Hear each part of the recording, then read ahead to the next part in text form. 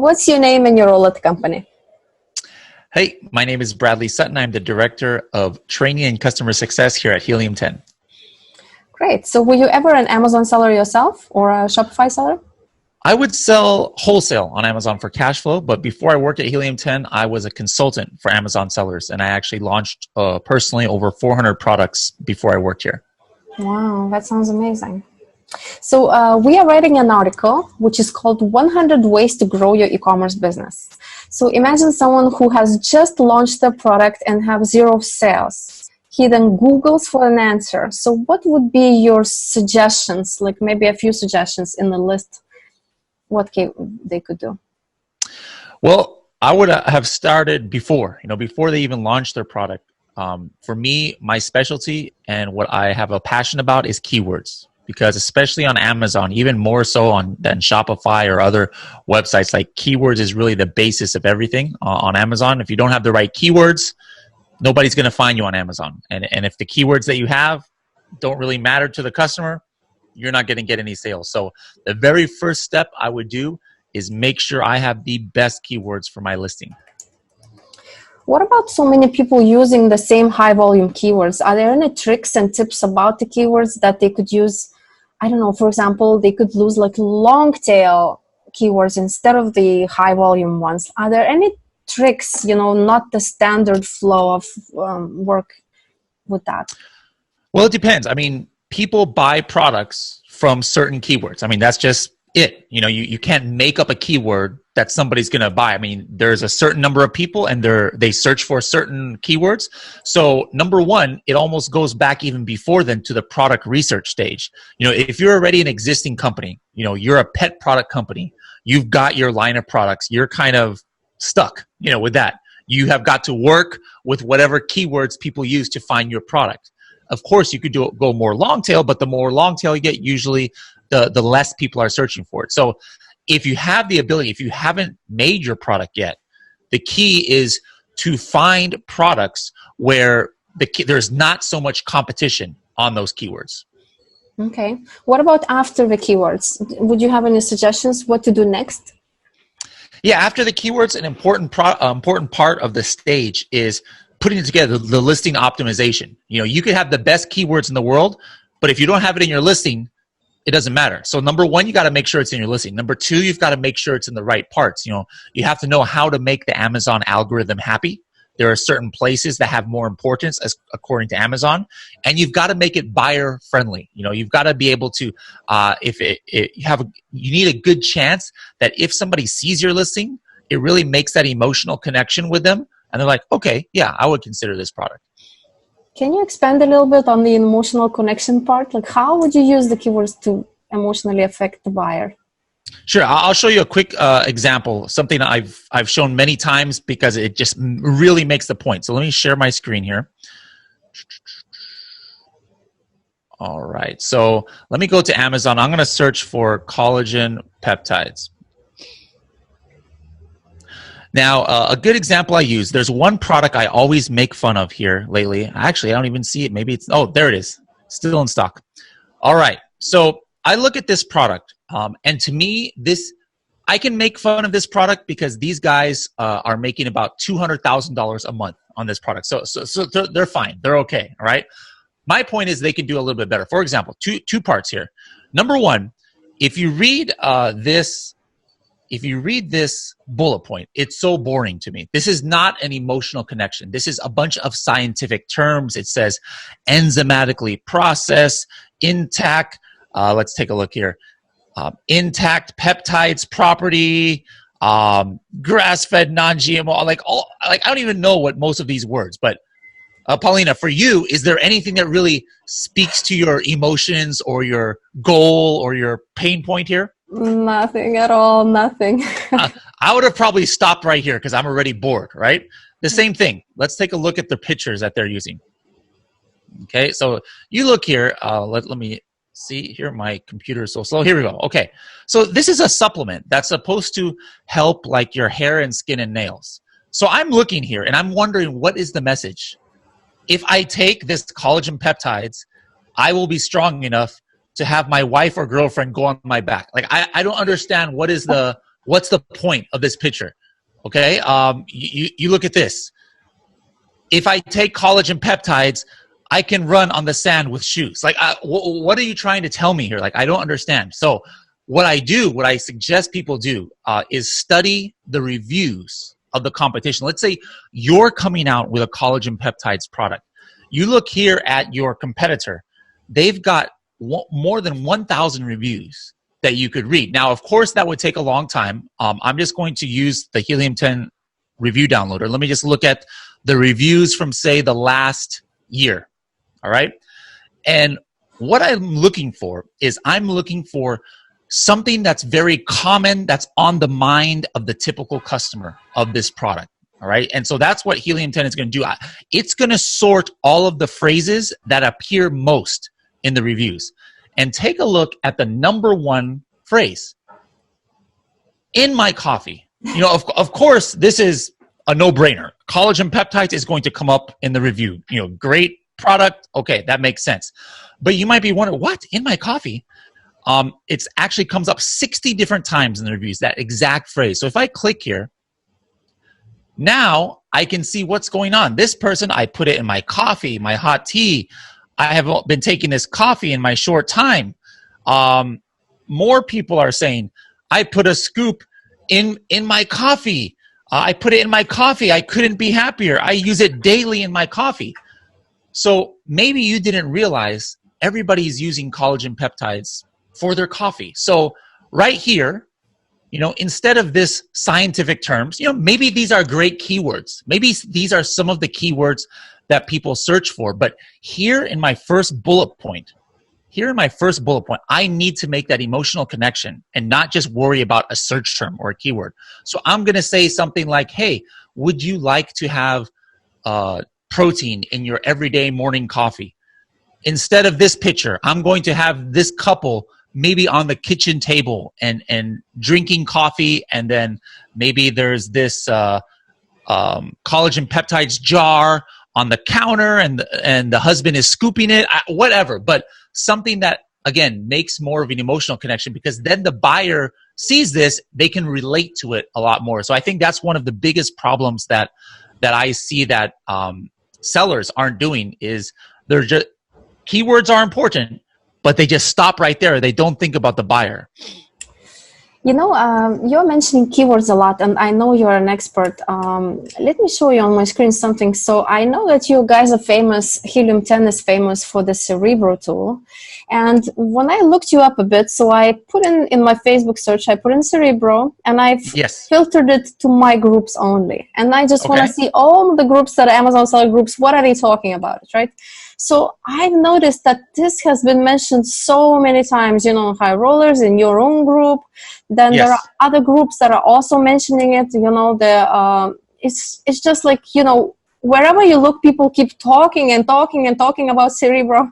So could you show us, you know, I'm assuming right away that people know Cerebro and they know what it is. Sure. But could you show us some things in Cerebro that not so many people know, that, you know, would be something that is different from other tools that do similar things? Okay, so why don't you tell me, instead of me picking collagen peptides, people are tired of me talking about collagen peptides. Give me something to search for, like a product. All right. Anything. Let's do a beeswax. Okay.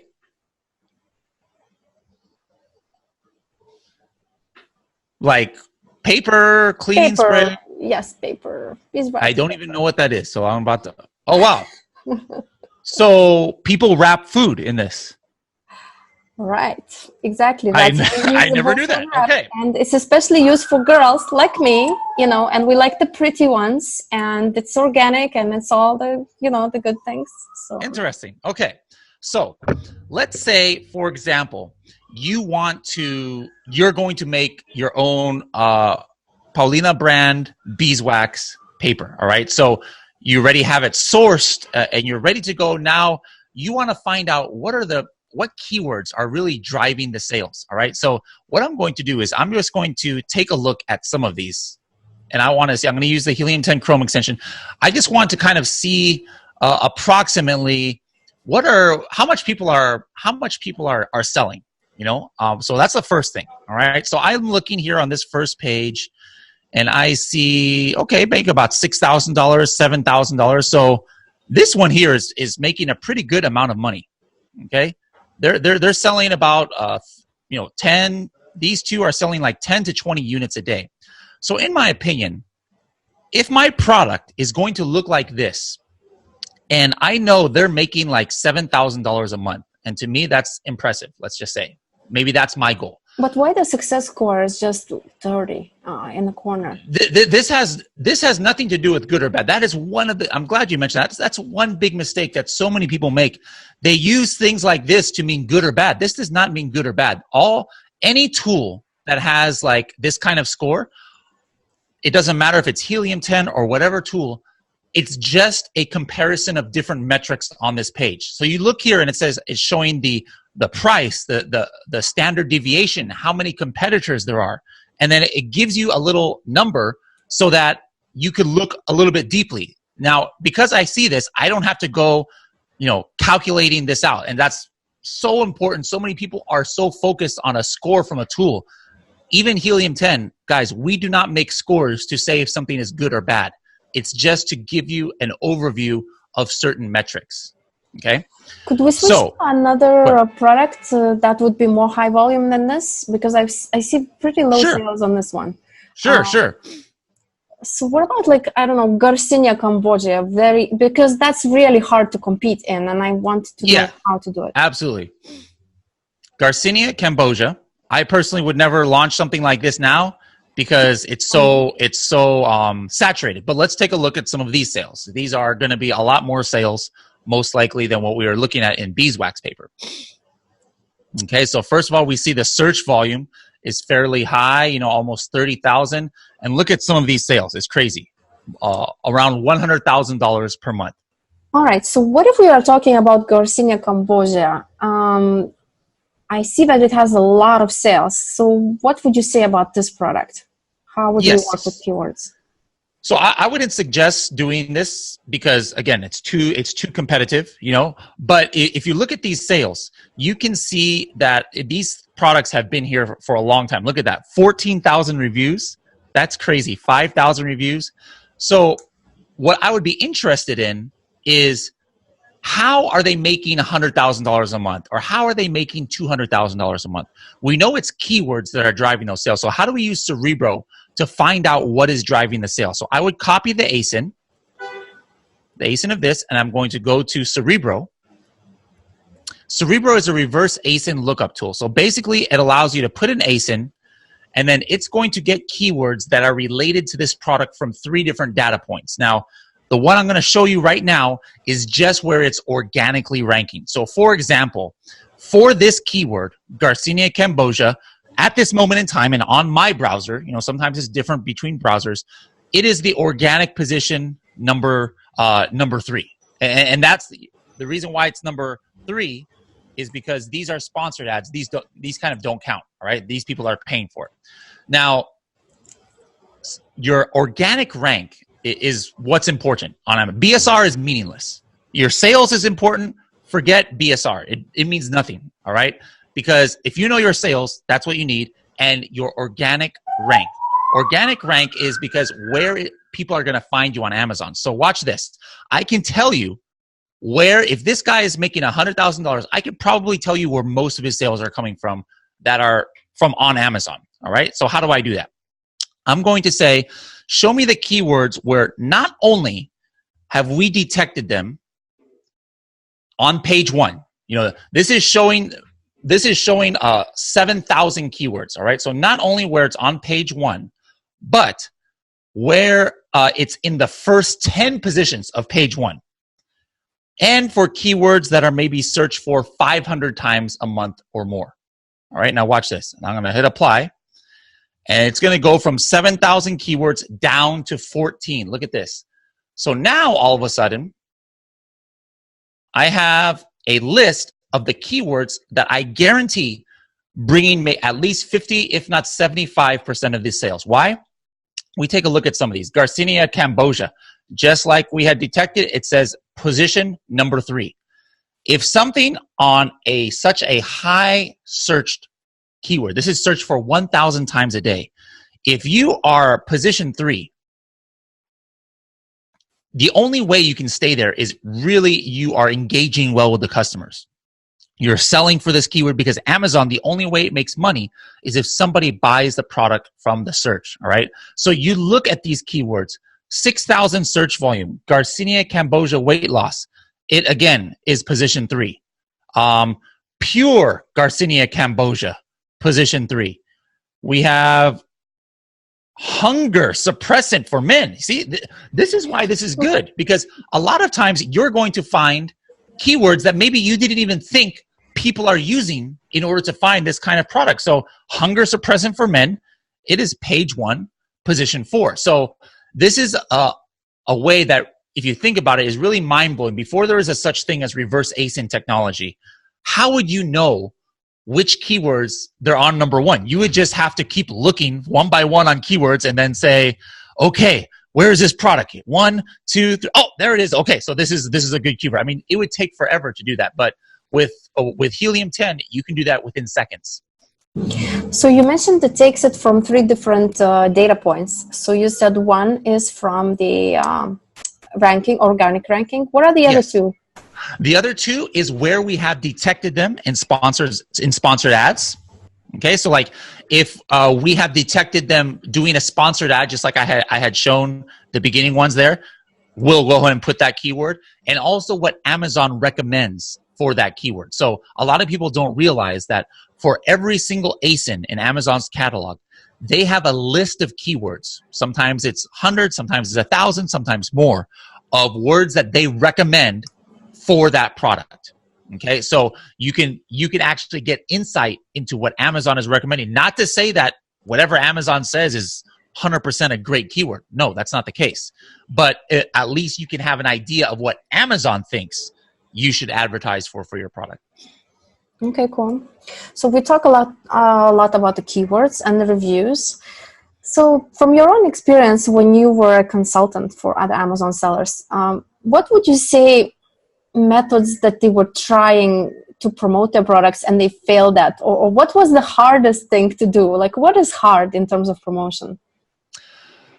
In my experience, it's funny because I worked for a lot of big brands too, big diet pill brands, a lot of Korean beauty brands, and they already had their products. So they came in with the mindset, hey, we're kind of a popular brand in Korea or another country. Our product is worth more. We're going to crush the market. And I told them that is not how Amazon works. Yeah, your brand is important, and maybe in the Korean community it's important, but on Amazon, people don't know your brand from somebody who started a brand in their garage. Like, they would literally have no idea of the difference if they don't know about K-beauty or Korean beauty.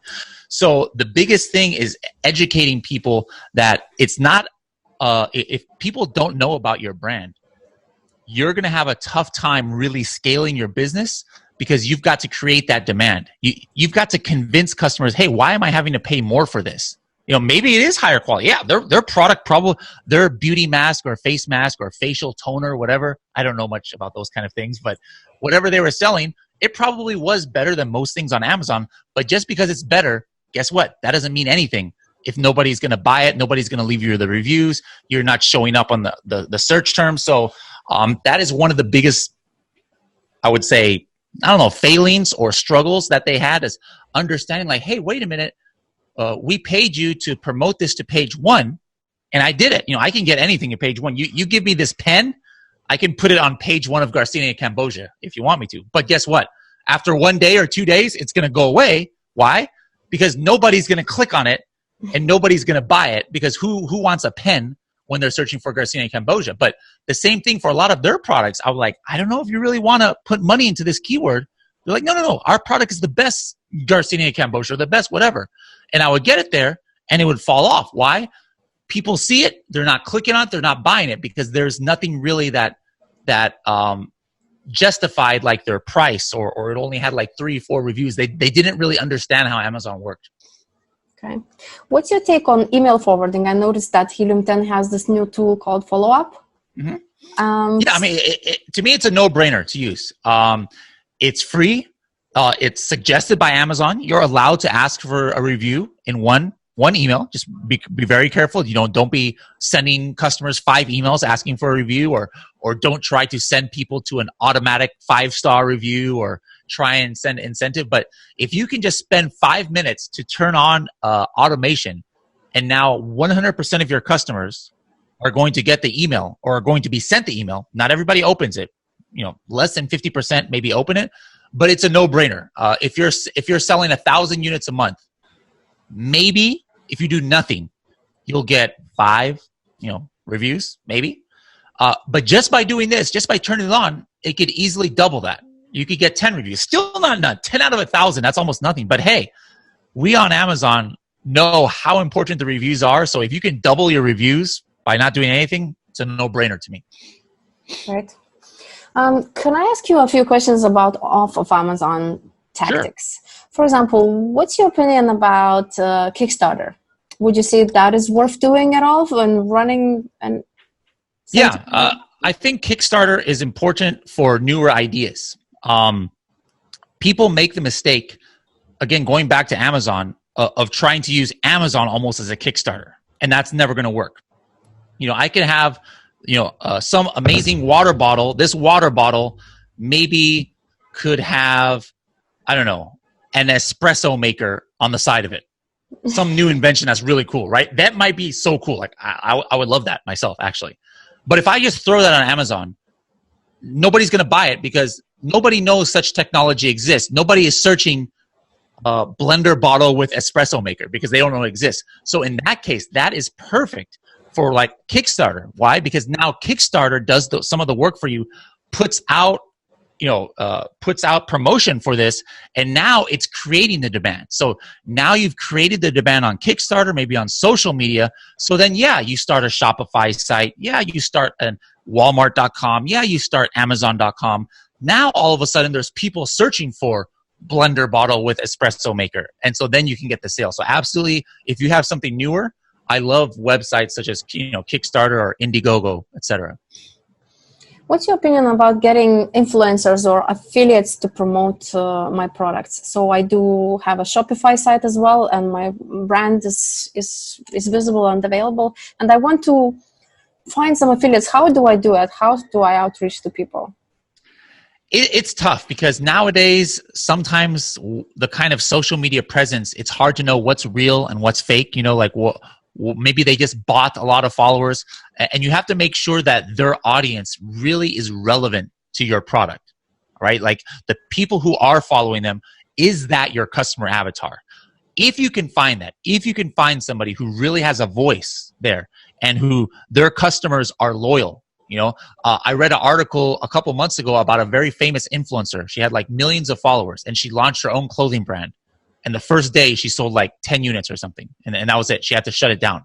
And she had more than 1 million, because maybe her customers, they were just following her because she has a pretty face, or because whatever, it has nothing to do, like they really, really followed her and like will do what she says.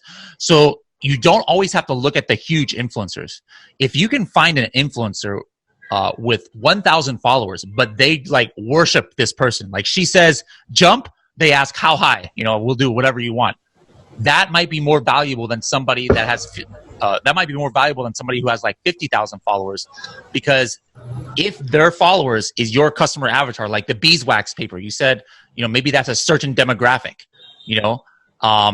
if their influencer suggests to them that, and 25% of them are going to buy it, that's the perfect kind of influencer to find.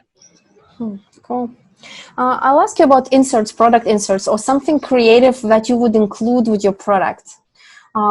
Somebody mentioned something lumpy, that they would want to open, and then therefore, like, what things that have you seen or heard of what people do with the inserts? I've heard of a lot of crazy things, but you don't always have to get so, what's the word, like unique or creative. Sometimes it's just a matter of creating the desire to open it even before they get the package. For example, maybe you're making something watermelon related. All right. Well, maybe you have in your listing watermelon drink recipe included. Okay, so right off the bat, people know that it's coming, so they're looking for that thing to open up and read. You know, if you just have something in there, I don't know about you, me personally, I just want the product and the package and the insert. I just throw it away. I never even look at it. But if for some reason I did see, wow, the watermelon drink recipe, I need that for this watermelon product that I have, or some kind of cooking recipes for this cooking, I'll actually look at it. And then on there is where I can put some other, material like, hey, here's our Instagram, here's our Facebook, please leave us a review, whatever. It gets more chance to get seen. So even if it's not some crazy thing that you have to open, you don't want to have a package and open, and it's one of those like things that surprise you, and then they shock and they have a heart attack and they die. That's not a good thing. So you don't have to get too crazy with your ideas, but just try and build some anticipation to give them a reason to even look for that. All right, that's a good one. All right, so that's about wraps up the thing. So you are saying to focus on the basics. Don't try to be too creative. The keywords, the reviews, that's the main things, right? Did I miss any Absolutely that are also important? Did you? Yeah, I mean, there's a million things. It's a process. Like I said, if you're already an existing company, you can't do this. But if you're just starting, you have a big advantage, because from the very first stage of product research and picking a product, you can kind of set yourself on the right journey. Product research, then you've got the keyword research, you've got the listing optimization, and then you've got the launch and continuous marketing. Those are the most important aspects of the whole Amazon journey. And the more you can control of that, the more chance at success that you're going to have. But just remember, everybody, even if you are a 7, 8, 9-figure seller, a super expert, it does not, and you have a great technique, it does not guarantee success. Even 8 and 9-figure sellers launches a product and it is a complete dud, fails. All right. So all you can do is set yourself up for the best chance at success, and then hopefully you'll get it. But if you fail, don't give up, because everybody fails. Just, try it again and see what you did wrong and improve from there. Thank you very much. Thanks for seeing us, and we'll talk to you soon. Sounds good.